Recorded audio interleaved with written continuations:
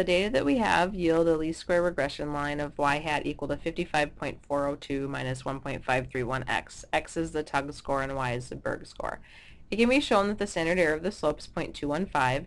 What we want is a 95% confidence interval for the population slope, and based on that interval we want to know if it's likely that in the population we would have a slope of 0, meaning that there wouldn't be any linear relationship in our population. The confidence interval for a slope starts with the sample slope b1. We add or subtract our t-value, which is based on degrees of freedom of n minus 2, and we take that times our standard error for our slope.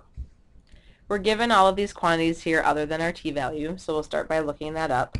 Our t-value will be based on degrees of freedom of n, which is 16. We have 16 data pairs, minus 2, so we get 14. So we go into our t-table and look in row 14 for the value that we need. And we have our 95% along the bottom. So here's our 95%, and so we want to find the row 14 that matches up with that.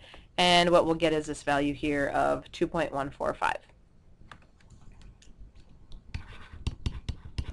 Our slope is given to us as negative 1.531. If we weren't given that, we could find it using what we learned in Chapter 3. Then we add or subtract our t critical value that we just looked up, times our standard error of the slope, which we're given as 0.215, and this value was actually calculated in a previous podcast in this chapter.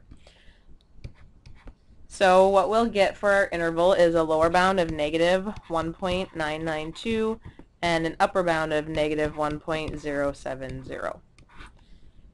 So that's telling us that it's likely our population slope lies somewhere in that range, and we're asked if it's likely of having a 0.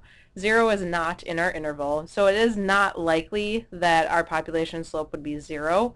So it's likely that we actually have some linear relationship, a negative linear relationship in the population. So since our interval doesn't contain 0,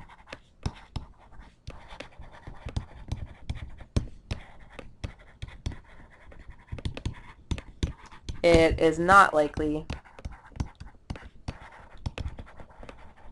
that the population slope is 0.